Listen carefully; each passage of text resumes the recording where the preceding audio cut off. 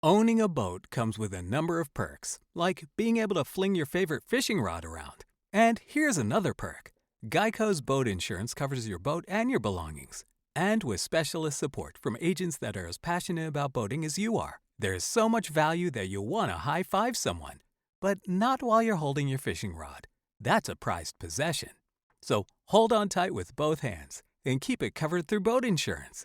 Get more with Geico.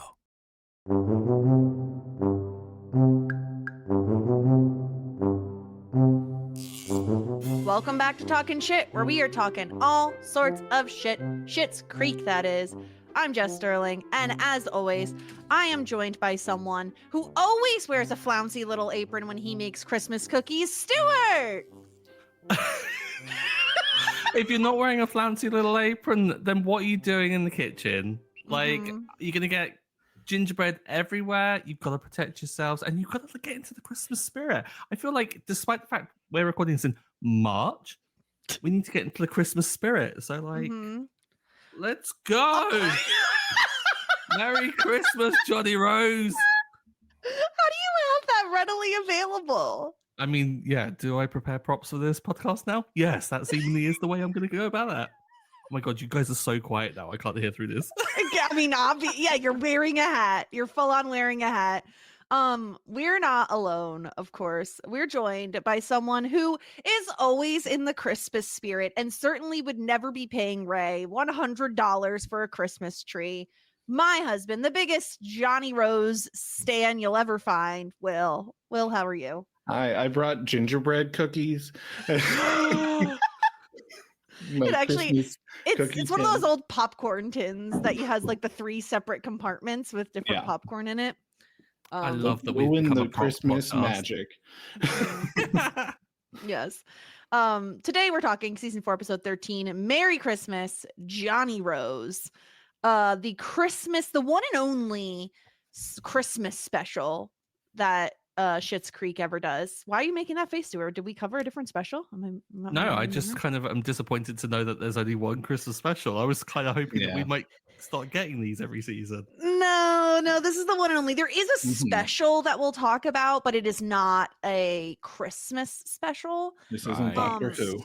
This isn't Doctor Who. No, it's also I'm just not so British. Conditioned being British. I'm like, you'd finish a season, you have a Christmas special. That's what's the done thing, right? Yeah, no. You finish a series and then you have a Christmas special. Yeah. But this is the first time I think that we're seeing snow in Schitt's Creek, which looks pretty CGI'd, but all around okay. You telling me that they didn't have the budget for real fake snow? Does that seem right to say? Real fake snow? But like real they're snow. not going to be able to. Like CG is the only option. Although I say that they are in Canada, are they not? Like, come on. Where do they film? They film in Canada, right? Yeah, it's in Canada. Yeah. I mean, so much stuff is filmed in Canada, so I would figure they are. Because I don't think we're super far actually from where they film. But anyway, we're gonna get into all of this and more. But should we start off with a little recap of exactly what happened this episode? Yeah, let's get into it. It's Christmas Eve in Schitt's Creek, and Johnny wants to celebrate. Back in the day, the Roses would throw lavish Christmas parties, but ever since moving to Schitt's Creek, they have ignored the holiday. Johnny decides last minute that they'll be throwing a party at the motel, and he enlists everyone to help. David is assigned to decorations, given he owns a store that sells them, but not wanting to waste their hard-earned money specifically set aside for an espresso machine, he repurposes the motel's crappy decor. Alexis, cheap ass. Alexis is in charge of the guest list, which she misunderstands as sending the invitations, not creating the guest list. More importantly, though, she has to impress Ted's friends who hate her at a holiday party the same night. Moira and Johnny are off to pick out a Christmas tree, but Ray is charging a special price, which is actually just highway robbery. Surge pricing on Christmas Eve sounds very Scrooge-like to me. Johnny gets so fed up with everyone bah humbugging that he heads off to the cafe to eat some meatloaf, even though it's the wrong day for it. Luckily, that prompts everyone to get their Christmas cheer and gear and throw a fun party for all the townsfolk to attend. Stuart, that was the episode. Okay, we're gonna have to address it, right? Yes, obviously. What is Johnny playing at? Seriously. I'm gonna get it over and done with. I know you brought Will on here for this propaganda. I am not gonna hear Johnny this slander when I'm able to actually speak up. Usually you're just yelling in the background. I'm just DMing you in all caps. Also that. Because I can't yell in the background because it would ruin the audio. He is the worst in this episode. No. Like, I mean, for the first half, worst? at the very least.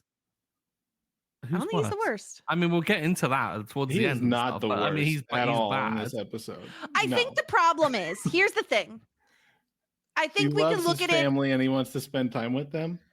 This is the holidays. This is the argument for Johnny. Is I would love to be able to spend time with my family. Yes, I think all of the whole family of Roses look back on those like lavish holiday parties as like this was the best time ever. But when we get the flashbacks, we see yes, but they were very disconnected back when they used to throw those big parties, right? Like it was a big fun party, but it wasn't like they were spending quality time together. That's what Johnny wants. The problem is he wants it on Christmas Eve with no time like to plan anything. Like I have to imagine most people probably have plans on Christmas Eve already with their own families. So while I think I'm with Will in terms of the thought behind it is very kind, I also feel like he is putting a lot on other people when they didn't sign up for it. I think we would go a little easier on Johnny if he was like, I'm going to throw this big party. I'm going to do it all myself. I don't need anyone's help, but I would like you to be there, but also I'm going to do it all. But he really does push. He pushes on people. Yeah, it would be so much nicer if he had taken on the burden of, organizing everything. That would have made a really shitty sitcom episode.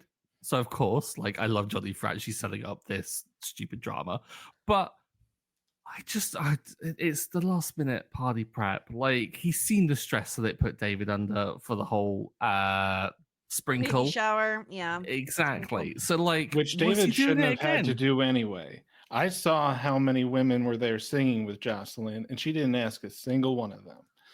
Or none of the Jazza gals. None of them even offered.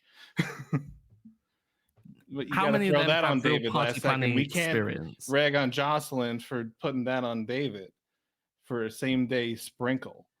I will. A same day sprinkle. The phrase "same day sprinkle." Jocelyn should have gotten some bad points that episode. But I want to talk about the breakdown of labor here, because I feel like certain jobs are harder than others, and I would come down harder on certain characters, right? So like David, as an example, he is in charge of decorations. Stuart, seemingly this is a very easy task given he runs a store that literally sells decorations. And it's a little wild to me that they don't even have like a fake Christmas tree in the motel, like, storage somewhere. But maybe Stevie's great aunt wasn't into the holidays. Yeah, I mean, I would put some David could have really helped a little bit more. However, David sells decorations, doesn't give them away for free, and of course they're not going to gel with the aesthetic of the motel. It's a very different vibe that David's going for. You see how out of place his bedding is? Imagine that, but with the decorations they're selling. Monochrome decorations, black and white Christmas decks. No one wants them in Schitt's Creek. What Johnny wants is bright Technicolor, cheap and gaudy decorations that are going to fit into the aesthetic and are going to match the vibe of everyone that's going to be invited. David's decorations just won't work unless, of course, he has to scramble and gets guilt-ridden into it, which he does. And of course, I mean, that kind of works out, I guess. I mean, I didn't see any black and white decorations. They all seem pretty traditional to me. I saw a snowman. I was like, well, that's about as monochrome. Oh no, the get. snowman is black and Yeah, white it's with black his and top white. hat. Yeah, I think where I land on that, because like, yeah, sure, David Store sells them, but you're telling me in like the holiday spirit, it's Christmas Eve anyway. Is anyone actually coming in to buy Christmas decorations on Christmas Eve? Probably not. Like, he could have donated the decorations to the party. Like, is it that big of a deal? I really don't think so. I feel like he had the easiest job of the crew here in You could getting also big. just take them back after and then just sell them on the clearance. Yeah, discount. Yeah, but It's like, But oh, then he'd this miss box out. has been opened, so it's like $1 cheaper. Perhaps, but then he'd also miss out on the surge pricing of Christmas Eve. And as Ray has established, that's like premium. Like, you can up your prices, Ray and is a suckers criminal. will pay for it. Ray Well, is yeah. the Grinch of this episode. It's like, how dare he? Where does he Well, get off? Yeah, we is need to talk my about that because Johnny and Moira are in starting charge of point. the tree, right? Yeah. Now, in my opinion, if you're buying like a real Christmas tree on Christmas Eve, you're gonna have slim pickings, which they do. They don't Mhm. have the best trees to choose from. But the moment that Ray is like, yeah, it's $100 for this Charlie Brown ass Christmas tree, I'm Mhm. like, F you, Ray. I'm going to the closest like Walmart or whatever the heck is nearby and buying a fake tree for half the price that's double the size. Like, there's 0% chance I'm spending $100. He could have paid David for the decorations with that $100. Like, you're telling me you're going to spend $100 on that piece of crap? I bought a lot of Christmas trees in my day. I spent a lot of times wandering around a Christmas tree farm for hours. Okay. A little traumatizing. We'll never forget it. I've seen a lot of Christmas trees. I've never paid $100 for a Christmas tree and certainly never bought a tree that looked like the one they got. It really is a Charlie Brown Christmas, and Johnny is the Charlie Brown.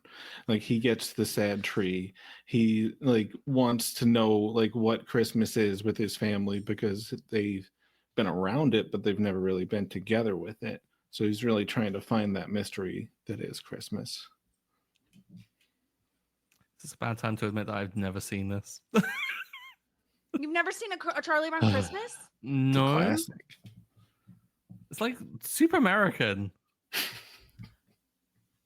Is Charlie Brown that American? I mean, I guess. guess it's made in America. I just feel like it's universal. Like, I mean, it's what is the every year thing over there? Christmas Carol? Oh my god, that but guy's we've got, like, British. we got the snowman, which is like where it's like a cartoon of a snowman that comes to life and then Yeah. flies through the air. So And it comes with Frosty. this, like, So Frosty the Snowman. Okay. no, Jessica, totally different. This one Take our British Christmas accent. seriously. I love Frosty the Snowman, and I still, Mhm. whenever I hear the word busy, I think busy. Busy. Yeah, Yeah, that's you don't know. He doesn't get. I know it. Anyway, it's really sad to me that you've not seen Charlie Brown Christmas. Anyway, this tree Mhm. sucks, and Ray sucks, and I would have just. I just feel like there had to be some store open. I don't know how far they are from like their closest like Target, Walmart, what have you. I mean, they would have to get a car. Well, they have a car They now have a car, and drive yeah. to the nearest town where David used to work.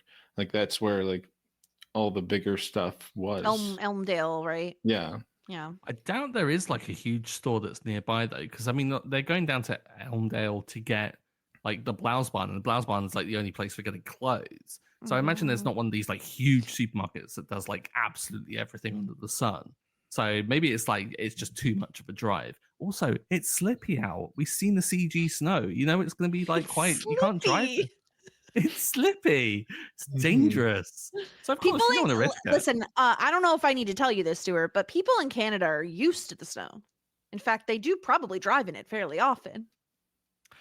Yeah, okay. Most people probably used to driving in it. You think Moira and Johnny are used to driving in the snow? Moira was never going to drive. Moira doesn't Exactly. know. She didn't even He drive when gets- Jocelyn was having a baby. He gets chauffeured. Yeah. She really sits in the back seat most of the time. She was going through a lot that day. Moira's such a passenger princess, isn't she? Absolutely. Yeah. She is the epitome of passenger princess, and she would not deny it. Yeah. And then Alexis is put in charge of the guest list. Now, I do think this is more of a miscommunication where she thinks Johnny is going to give her the guest list, and then she is responsible for inviting those people. But Alexis in knows his better than this. I don't think she does, really. How many times have we seen She Alexis knows her and way Johnny? around a party. Like, Certainly, of all certainly. things. But also, I think Alexis, in my opinion, has the easiest out of anyone in the family to get out of this party. And it is, hey, it's Christmas Eve. You invited me this morning to a party. I have plans with my boyfriend and his friends. Like, and this is based She on should have Ted's. said that then. Yeah, sure. But the way Ted is prepping for this Christmas party he does with friends, like, it's obviously very important to him. They have traditions. They have a cookie competition. That's easy to be like, okay, never mind. I'm out on my family party. I got to go to Ted's thing. But the thing is, Will, she doesn't want to because Ted's friends hate her. Yeah, because they're a little like, like The thumbs down from her. Yeah. Yeah. They don't like her, Stuart, because she broke Ted's heart one too many times, I think. Understandable. Like, I am always on Alexis's side for everything, but like I still have to have a little bit of a toe on like Ted's friend's side here because like she did break off the engagement and break his heart and then proceed it was to a just soft go and engagement. It was sleep like with if I Mutt. was gonna stay, A yes. soft engagement. But it was like the most like no yes ever. She was like, if I was gonna be here, which I ended up being here, then yes. Yeah, it wasn't enthusiastic consent, which is And what also should it always was be way given. too fast, and Ted's friend should have been more concerned about him. Fair. I Yeah. kind of wonder what Ted's friends are like, though. Are they like vet circle people? It Are sounds they well. show That home might, they're all only people connected like, to the vet stuff. yeah, because when she says they're going to be coming to the party, she says a group of Ted's vet friends. yes, so she does. Yes. Yeah. Because this is where I'm like, if I'm Ted in this situation, I'm mad. I'm actually upset because Yeah. Alexis, if you can't come to the friend thing because you have family obligations last minute, like that, okay, go be with your family. I'm gonna go hang out with my friends because that's who I already made a commitment to. He gets roped into this thing. He has to double his cookie batch. And he has to then skip his own party, and his friends are just going to stop by to some shitty motel later. Come on now. Wow.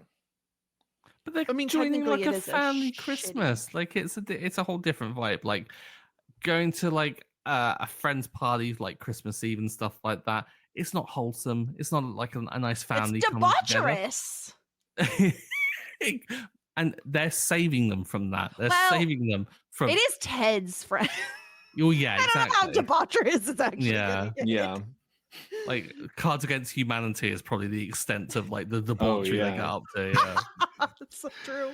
And got all the ones where you can like get creative with it. It's all just pet puns. And, like vet Oh my puns. God, yes.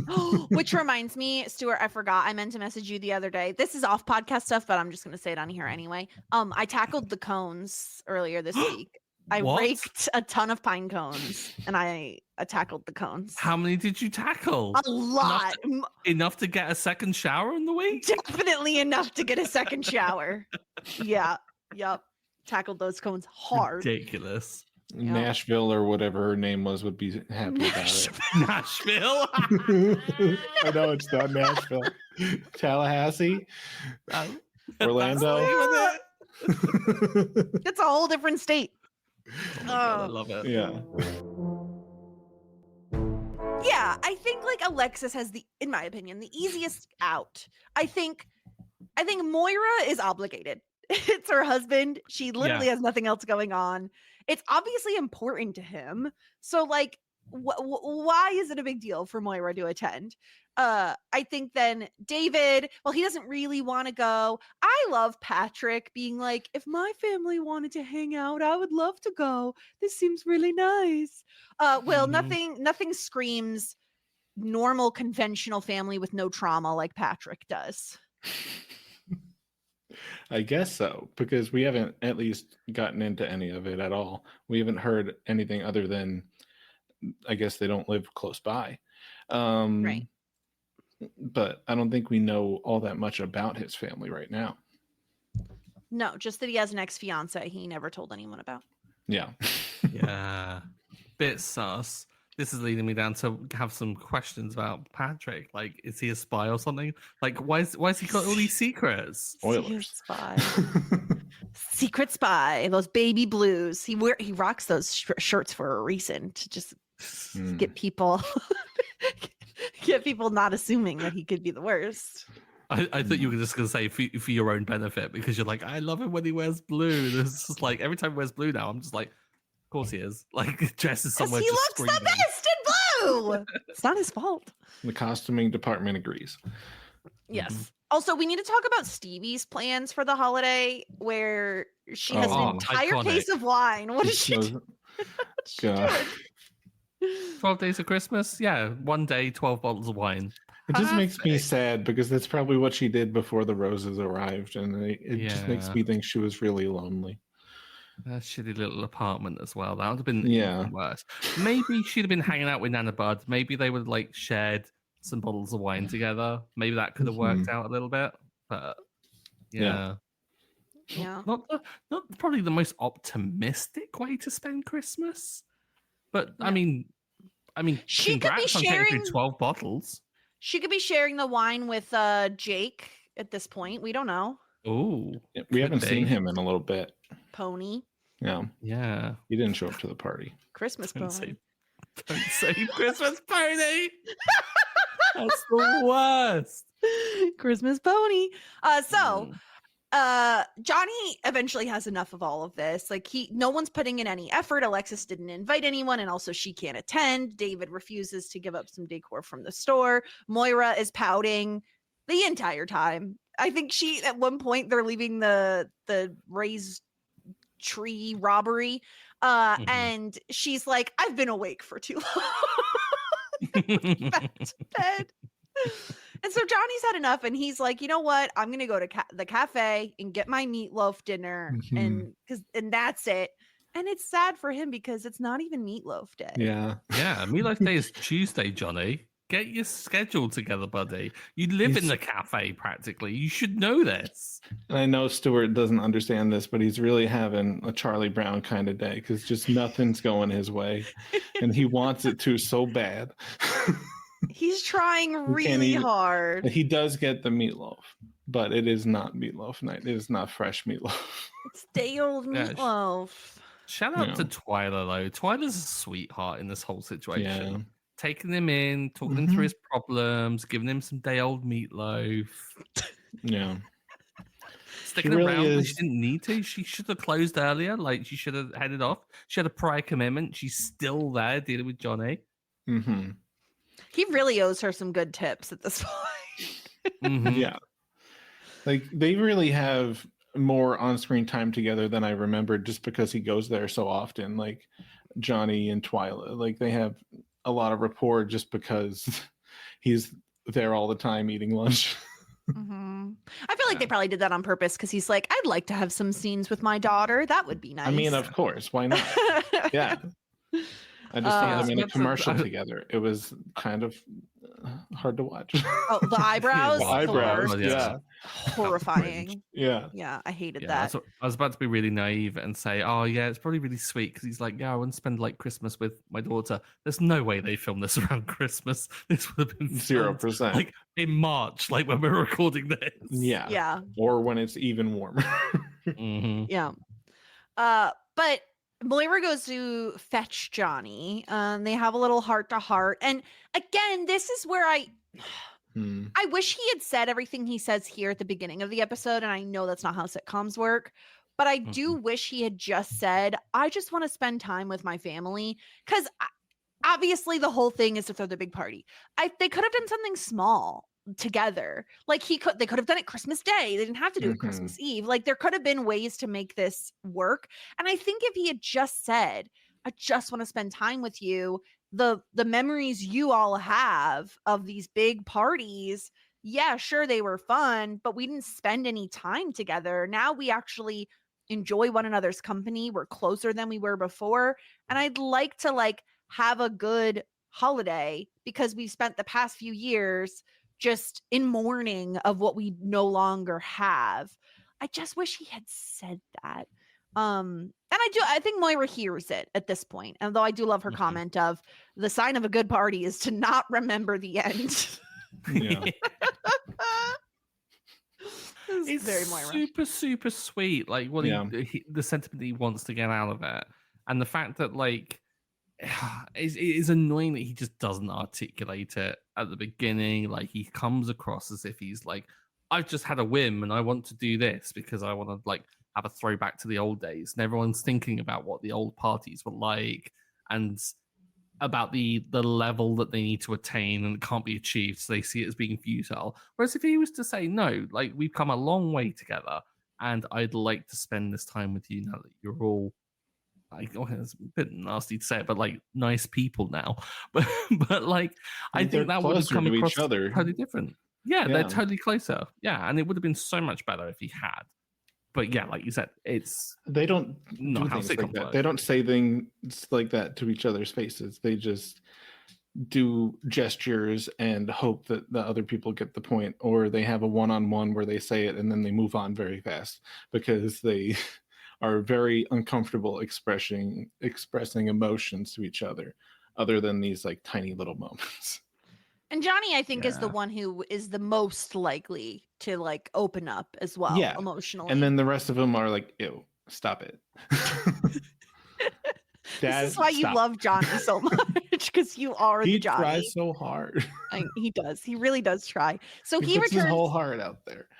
He returns to the motel, and in the meantime, everyone has prepared a big party, and everyone from town is there, which I personally was like, wow, these people have no life because this is Christmas Eve in what I presume is a pretty Christian town. Who knows for sure, right? David says, I'm the lucky little half and half situation. I love his dad saying, my dad has no authority over this holiday. It was really funny. But everyone has gathered, and David got some decorations from the store. It seems like Alexis put the guest list together, so everyone's hanging out. And I really liked that. It's very, very sweet. And even the Jazzagals do a little silent night sing-along situation. They super glued the tree together, which again, I actually really liked David's idea of making either wreaths or garland garlands out of it, yeah. Right? I've done that. Tree though.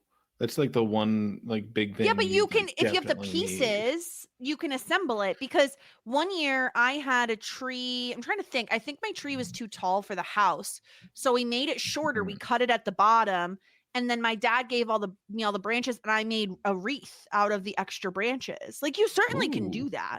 She's crafty. The closest to that I get is when my mum wants to push the tree all up against the wall, and so she'll carve half of the back out and proper get it closer to the wall that way. That's about the closest I can really get to. Oh my god! Yeah, never crafty like it though. Get back onto the tree though. So much shit talking about the Mardi Gras beads, that could have worked. You could use those. Yeah, you could easily I'm sorry, I don't see the big difference between Mardi Gras beads and a lot of Christmas decor. We don't need those nasty beads. I'm out on the Mardi Gras beads for Christmas. They're not even the right colors. I mean, they've been touching God knows what. And they're blue and yellow. They're not on color. Oh, stop it with that nonsense. Wow. This day and age, sure, traditional Christmas colors are red and green and gold and silver, right? Nowadays, people be having pink Christmas trees. They do some weird ass shit. I don't associate with those people. I mean, I don't either.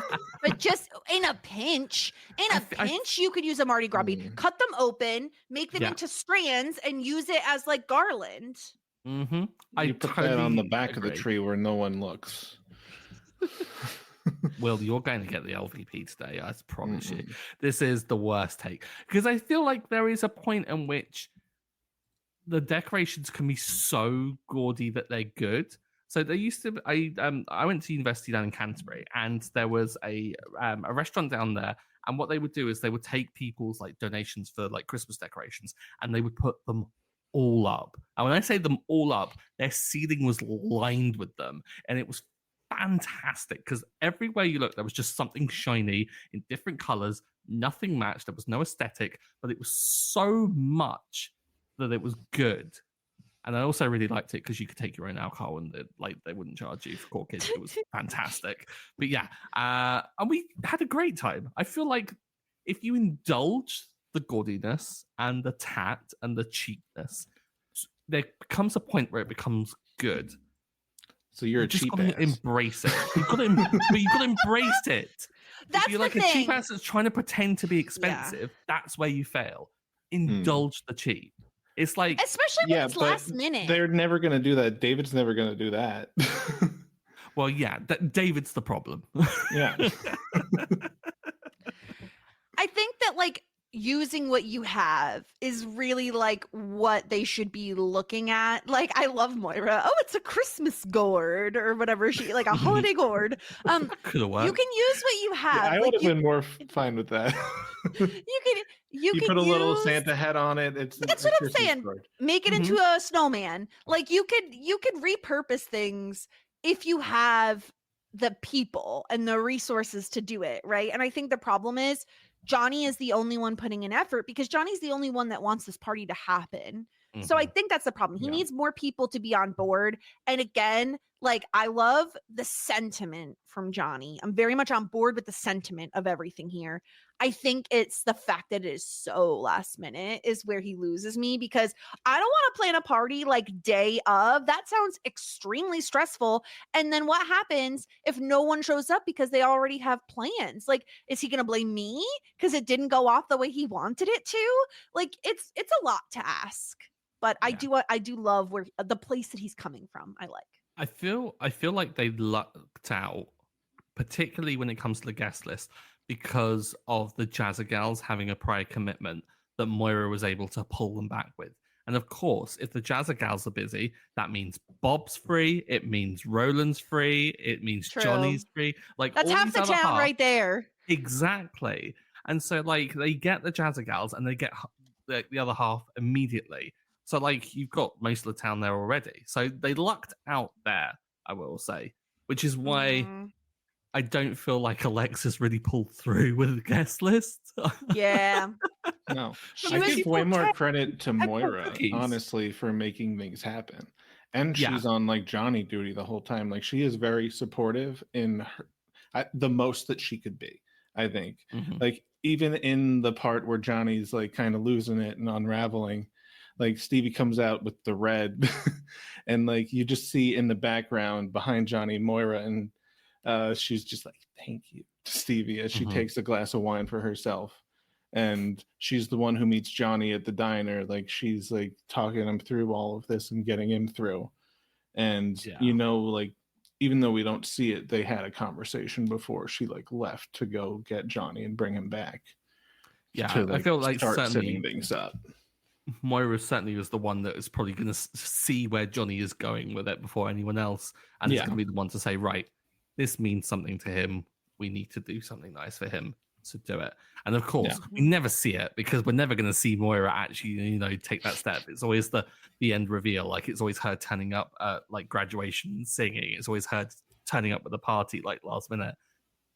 I would be lovely to see Moira actually like be thoughtful and think forward and then communicate that, but then also you don't get the reveal that way either. And she loves the reveal. 100%. Like, that's just the Moira way.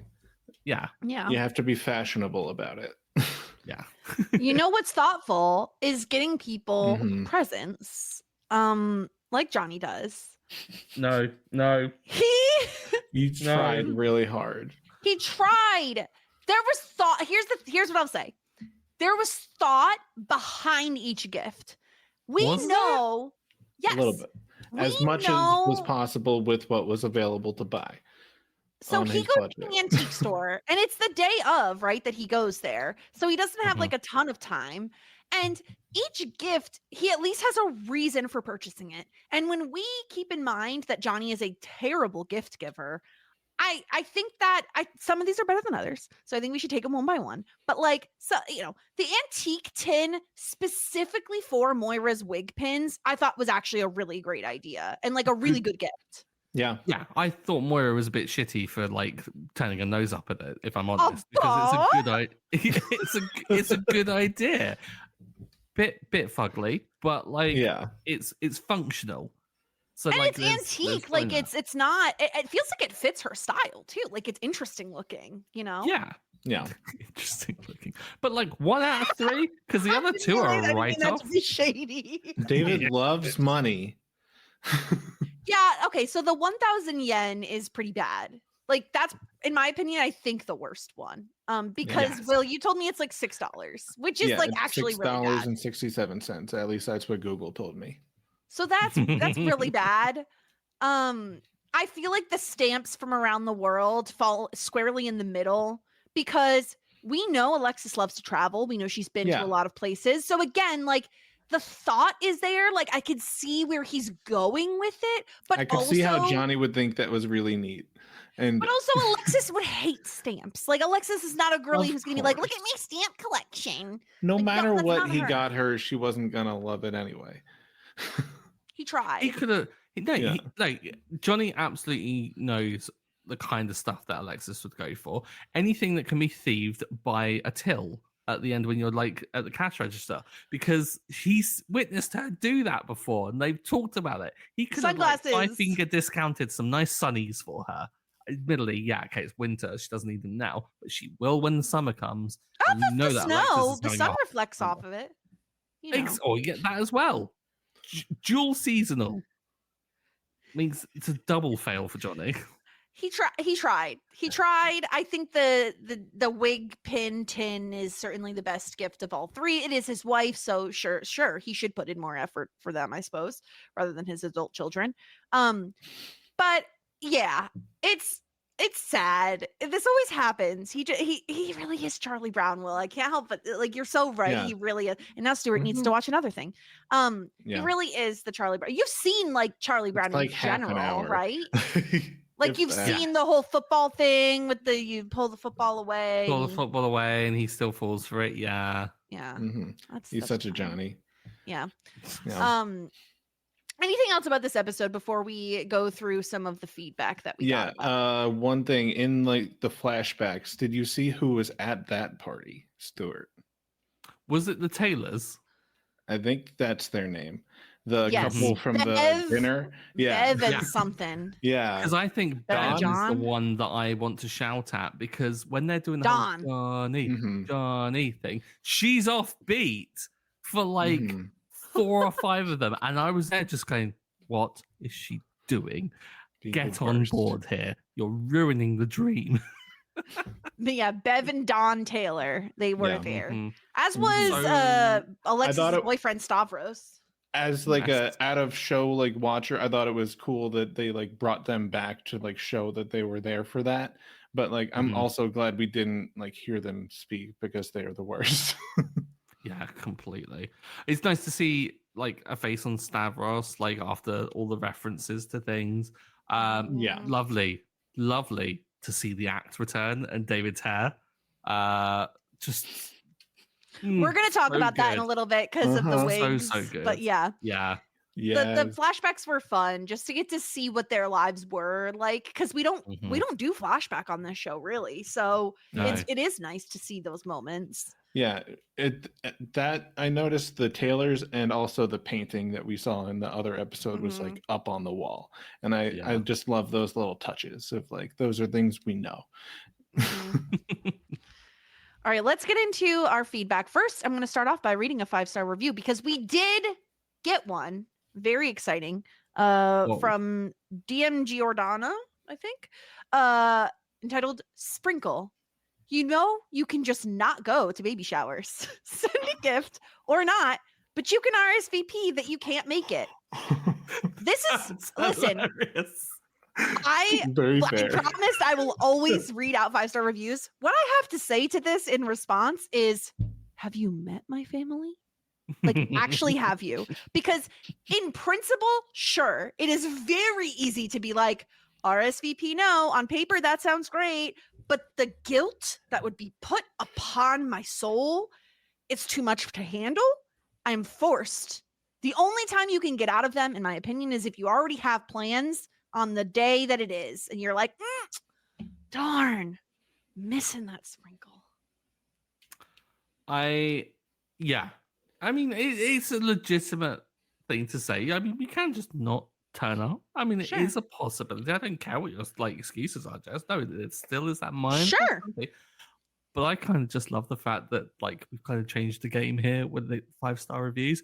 Drag us in them. Please Send what do. You want. We'll read it. Because I sent this to Stuart earlier and I was dying. I was like, this is the best. Drag me in the reviews all you want, as long as they're 5 stars. Please, please. It's so funny. I love it. I just love the contrast. Everyone's like, oh, this is really well reviewed podcast. And they go read the reviews. They're like, these people sound awful. What's going on? Did these listeners hate the podcasters? Yeah. Incredible. Okay, let's continue on. We got an email from Shannon. Hi, Justin Stewart. Just wanted to say it wasn't until the Singles Week episode that I realized how brilliant Catherine O'Hara really is. When Moira and Alexis are fighting about the Singles Week event, and Alexis says, what exactly have you done? While rapidly moving both her hands back and forth, Moira immediately copies her same hand motion when she replies, I'll tell you what I'm about to do. I'm not sure it was scripted that way, but I'd be willing to bet it wasn't. And I just think it was a great choice. Moira changes up her persona from time to time, and my favorite is maternal Moira, who doesn't appear very often, but when she does, it's so authentic and warm, which I think is amazing for such an outrageous character. Moira Rose is by far Catherine O'Hara's best creation of her career. I can't wait until you cover the next episode, which is my favorite Johnny Rose episode of all time. They're right that the maternal Moira doesn't show up very often, because when Johnny asks her where are the children, she says, what children? What children? That's flashback Moira. That's flash. She's grown. She said grown. She has. Yeah, so were her children at that point in time. Yeah, I love it when we get to see more maternal Moira, because it's like we've had the touches of it, like her turning up at the graduation. We've had these little kind of little pockets of it where she kind of nurses Alexis when she's sick and things like that. But I love the fact that we are kind of getting Moira being maternalistic in the fact that she is gushing over Patrick and Ted.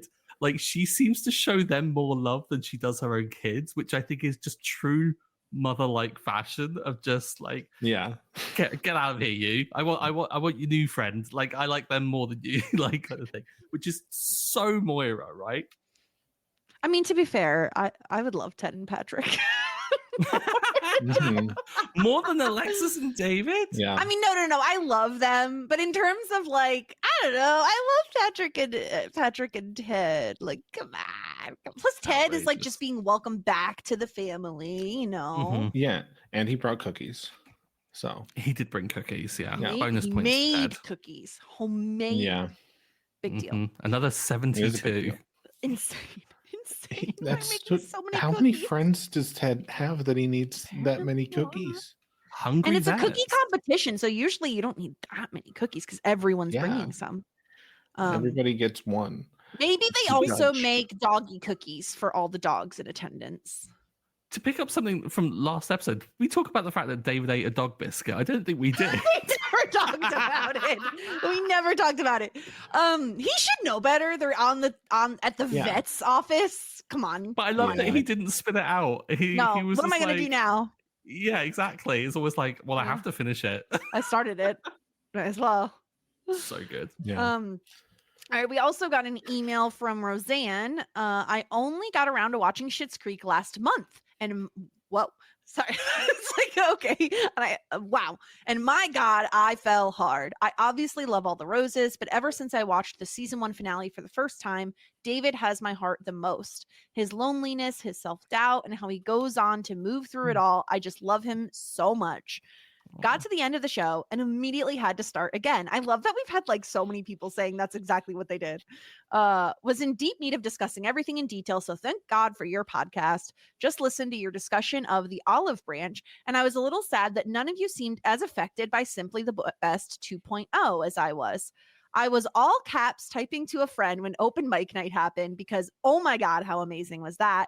But when David returns the gesture, my jaw was on the floor and my heart was leaping out of my chest with love and pride. Yes, I do understand these are fictional characters. Don't worry. Just so proud of David for putting himself out there like that. I mean, I could keep talking about this for many more hours, but I'll just watch the scene again instead. Looking forward to hearing more of Stuart's thoughts as he discovers what else is in store for our favorite dysfunctional on-screen family. Oh my God. So the olive branch is, I guess, slightly tough for me because it is so endearing, it's sweet, and it's such a lovely gesture. But I'm British. We don't do that. Oh. So yeah, but no, it's wonderful, and yeah, we really, I think perhaps maybe we gushed a little bit more about open mic night. Yeah, because it's Patrick. No, Yeah. the thing is I love what David does, and I do think like he, in his own way, he is doing the same thing Patrick was doing at the karaoke night. Like this is David's version of that. Yeah. So like it is a big deal. I think the thing with the Patrick one is, I think for most people watching that for the first time, you don't realize the singing chops he has. So it's like shocking that that's happening. And also it's like a very slowed down rendition of that song. And it's like, it feels like a very big moment for them as a couple. Not that the 2.0 version doesn't, but it feels like they're making up versus taking a huge leap forward in their relationship in the karaoke moment. But I love both moments. Yeah. Also a nice maternal moment from Moira in the first one. Oh, Yes. Yeah. His, I think, what is it? My son is being serenaded by his beau. Yeah. Butter voiced bow. That's it. Butter voiced beau. So Yeah. good. I think the second one has hit me differently on different like rewatches. I remember the first time it hit me in like the emotions, like she was saying in the feedback.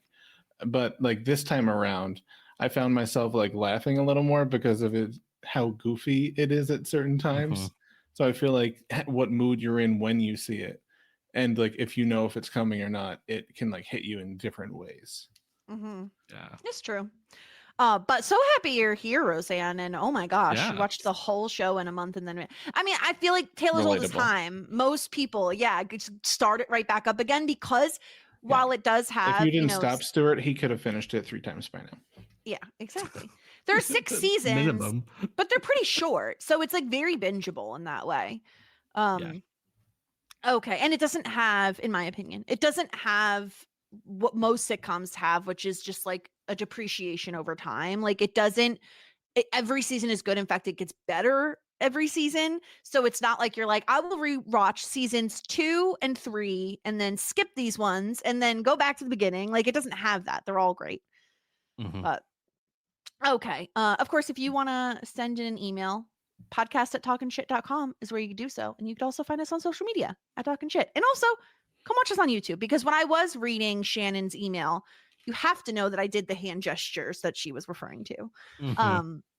But it's time. It's time to get into the ratings. I'm a little nervous. It's going to be controversial. I feel like it's going to be controversial. I'm getting a little sweaty. I'm getting a little twitchy. I'm getting a little nervous. But here we are. Here we are at our ratings. Simply the Best, the MVP, of course. Will, I'm gonna let you go first. I think. Oh, man. You're our guest. Guests first. I was hoping I would go last so I could counteract whatever Stuart did. Well, that's too bad. You're going first. So who is Simply the Best for you this episode? It's the man this episode is all about. It's all for him. He inspired this party. He wanted it to happen. and he is the reason that they have stayed connected at certain times when they wanted to do their own thing. Johnny Rose gets the point. Okay. Stuart, who do you think is simply the best this episode? This is, I think, so tough because I want to take into account all of the bad things, but ultimately he does bring them all together for a lovely party, and he does get them to reflect on where they've come from, and we get to see the absolute contrast from their old lives to their new lives. And he's a sweetheart despite being a bumbling buffoon of an organizer. I'm going to give it to Johnny as well. Merry Christmas, motherfuckers. Wow. I'm honestly astonished. Yeah. I really did not think Johnny Rose would be getting an MVP point from you. To round it out, I'm also giving mine to Johnny. And I think, and the reason is the heart and the meaning is there. Like he is trying. He's trying to connect with his family. And while he does it, and he puts a little bit of too much pressure on them, and he doesn't give them enough time to do it, his heart is in the right place. And all he wants is to spend the holiday with his family. And like, that is so kind and sweet. And like Patrick says, you know, it's not the same as like obligatory family parties where like there are really nasty people you don't want to interact with and like people you don't agree with, right? Like none of that is the case here. This is so pure. Johnny just really wants to spend time with his family. And I love that we have like even Patrick saying, I wish I could do this with my family. Like you're lucky. Like it's really nice that you get to do this. And I think Johnny is the glue in a lot of ways. Like he's the one who holds them together at times when they want to kind of splinter apart. And so, yeah, and also for, even though I know his gift giving is not so great, but he does try so hard. It's the thought that counts. I will true case judge of that. the gifts. I will say that only one was an actual good gift and the other two were dog shit. Yeah, that's better than usual for him. Exactly. Like the fact that the fact that he went out and tried to get them gifts that he thought they would like. I mean, that's the thing. That's what matters most. That's the spirit of Christmas. Yeah. And now it's time for the LVP, the disgruntled pelican. Will, where are you putting your disgruntled pelican point? So easy. The Grinch that is Ray. Yes! And his terrible trees, which shouldn't have even been sold in the first place because they were so bad. Those are the ones that you put in the chipper and you call it a day. And like, sorry, people, you waited too long. You don't get a tree, or you go somewhere else to get it, or you cut it down in the woods, which are vast in Canada. I love to see Johnny Rose with a freaking saw in the middle of the woods, giving what's the character Clark Griffin vibes, like Griswold. Thank you, not Griffin. Griswold, yeah, Clark Griswold. Yeah. Stuart, what about you? Where are you putting your disgruntled pelican point? Yeah, F capitalism, Ray. Like, absolutely worst. Surge pricing is like the worst thing in the world. And also, if you've got to sell little like air fresheners with your trees so that they smell of pine, then maybe you get some better trees, Ray. Like, sort it out, buddy. Yeah, Ray absolutely deserves it. I don't know who his tree supplier is, but they should get a new one. Exactly. Yeah, I mean, I'm gonna round things out also, and Ray sucks. Like $100, like I've said, I've spent a pretty penny on a nice real tree before. Never spent $100, and certainly not for a cheap ass tree like what he was selling.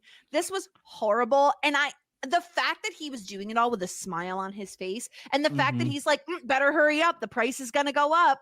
Where is your spirit of Christmas? Where is your holiday spirit, Ray? You just have to rob people?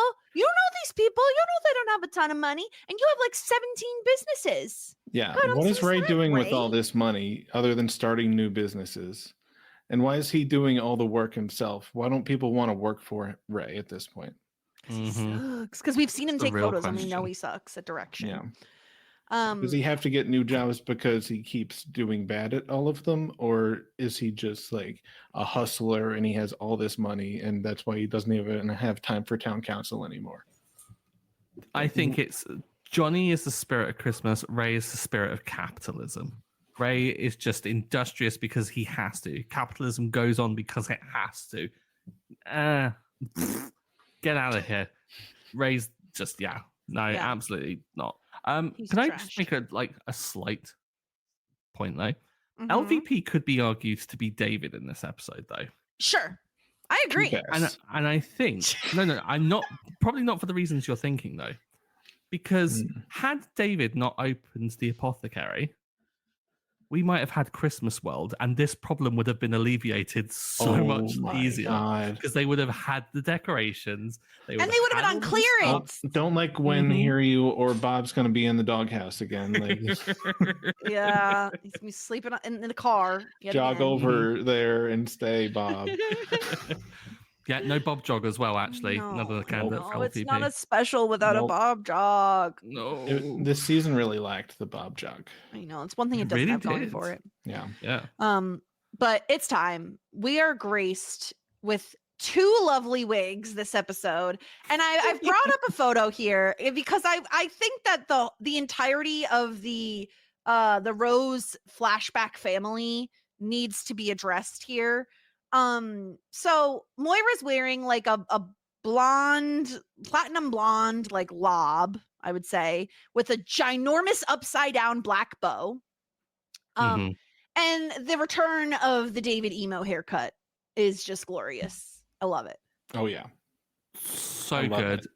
Panicking at the disco, falling out boys. Like he's like ripping off all of the emo bands with his hair. And it's so good. I love the fact that her bow is upside down, and like it kind of gives it a slight kind of like bow slash like fascinator vibes of like, you know, like proper like mum at a wedding kind of like situation. And I also like that Alexis is doing like duck lips, like properly of the times. I mean, it fits the timing of when this picture would have been taken. Yeah. I like a platinum Johnny's blonde. just Johnny. Johnny's always Johnnying. Yeah.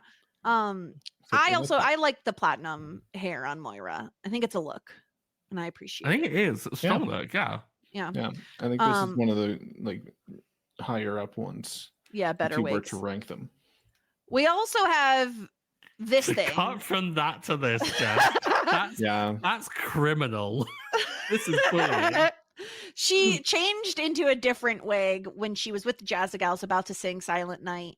And it's like a, I don't even know, sandy brown, like 80s mom with bangs haircut. I don't know. Like TV reporter. Like, it does. Back to you, Bob. It gives it big vibes of Back to You, Bob vibes. Vibes. It's not bad. Wearing wrapping paper though. Like, what is this outfit? I love it. It's festive. I love it. It's great. I mean, at least we got 2 wigs, right? Like getting 2 wigs in an episode for us, who like sometimes we don't get any new wigs. 200% more wig. Exactly. 300% if we count David's. There you go. A wig, or are they just straightening his hair? Oh, that's just straightening his hair. I'm sure they could just put it down. Yeah, maybe give him some extensions. But on that note, it's time for us to do our last tier ranking of the season. Ooh. Merry Christmas, Johnny Rose. This one's a tough one because it doesn't like not that there's not continuity, but like obviously it's a special, so like it's a little different. There's not like an overarching story that fits with the rest of the season. But Will, you are our guest. Where do you think this belongs at first glance? It's tough. At first glance, I would start in full bouquet and like see what you two think, because I really like the episode. I really enjoyed every part of it, even when David was being a cheap ass. So I would say like around the top of full bouquet. What do you think, Stuart? I was leaning more towards the bottom of full bouquet, because I thought like the difficulty is the comparison with the other episodes, because they all have like continuity. Yeah, this slots in because obviously it's post Ted and Alexis getting together, and like it's clearly a precursor towards like season 5, but it doesn't really like it really does sit on its own in terms of like the time of everything. Like I kind of feel like we might jump from Christmas into probably the middle of summer by the next episode based on like just how this feels like it's very self-contained. But that I think kind of makes it harder to measure against the others. But like what Will said is like I don't think there was really a bad thing about it. Like all the stories were all part. Well, there wasn't really like an A, B, C story. It was just one story, and that wasn't a bad story. It was a very sweet one as well. But it's probably necessary, and it's good to have a little bit of a step back and have a look at the growth. But was it the funniest of the season? Probably not for me. So I'm thinking like maybe bottom middle of Full Bouquet. You guys are nicer than I was. I was thinking Love That Journey for me. And I Wow. love a holiday special. I just think there's like, I like what they were going for. I think I like the concept more than I like the execution of it. And the thing is I don't necessarily have anything negative to say about the episode. Like, it's not a bad episode, of course. It's Schitt's Creek. Like, every episode is good. But I think that other episodes shine more. Like, even in Girls' Night, that's the night that Twyla and Alexis go out on the town together, and like there's that really nice Alexis and Moira moment that I really love in that episode. And even that's in Love That Journey for me, which is again average. It's not bad, it's average. Even Johnny Rose's episode can't get full respect on this podcast. Oh, Will makes an excellent point. Love That Journey for me it is.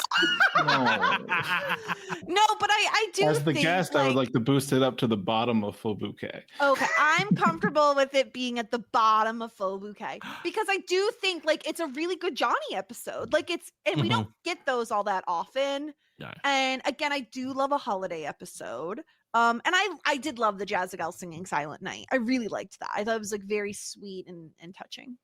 That was good. I also like the fact that we have the act both episodes together. So like it feels like they kind of belong together. Yeah. They're just hanging out, this little asbestos fest and Merry Christmas Johnny Rose, just bopping together. Just bopping. Okay, let's leave it there. Let's put it in the end of Full Bouquet. Full Bouquet is real full. It is the fullest of bouquet. Yeah. It's a Full Bouquet, yeah. Full of roses. Oh, so good. But that's our episode, and that's our season. We are finished with season 4, almost. We are going to wrap things up next podcast. Of course, we're going to do a season wrap up where we talk about every character's journey this season. We rank all the characters. We talk about where we would place season 4 on our season rankings. So still a lot to get done before we head off into season 5. But Will, thank you so much for joining us and being the #1 Johnny fan that's ever existed. You're welcome. Just hoping he ends up in positives at the end of the season. I'm not going to spoil anything for the listeners, but I do know the answer to that. +3, this episode helps. There you go. Stuart, anything else you want to let the people know about before we sign on off out of here? Just if you're thinking that this is a very sweet podcast and you want to like follow that up with more coverage from our delightful voices talking about lovely things, you can tune in to Look for the Light, which is definitely on Vibe. Maybe not. No, we're covering The Last of Us, and the vibes are bleak, but we're really diving in deep with it. We have just recorded and should be releasing soon our season 1 finale, which is going to be coming out. And then we're going to be doing some deep dives into like the second game, the upcoming trailers, which include Catherine O'Hara, before obviously getting ourselves hyped up for season 2 of The Last of Us. So yeah, if you want to check that out, go look for the Light podcast where you can hear us talk all about that in all of the detail. Yeah. And if you somehow missed that I'm covering Yellow Jackets with Grace over on We Know Scripted TV, go check that out as well, because I'm not going to lie, Yellow Jackets is killing it, okay? They know what they're doing. Tier. It is so good. Like, rivals season 1, in my opinion, which I didn't think I'd be saying. Like, it is just that good. Check it out. It's on Paramount Plus. Teen Girls. I think it's the best current show on TV. but There you go. that's just me. I listen. I won't disagree. I think that it's like, Severance. yeah, against Severance. Like, whoop, it's so good. I Check said it what I out. said. Check out the podcast. Find us everywhere at Talkin' Shit, and we will be back next week with our season 4 wrap up. So until then, everyone, warmest regards And best wishes.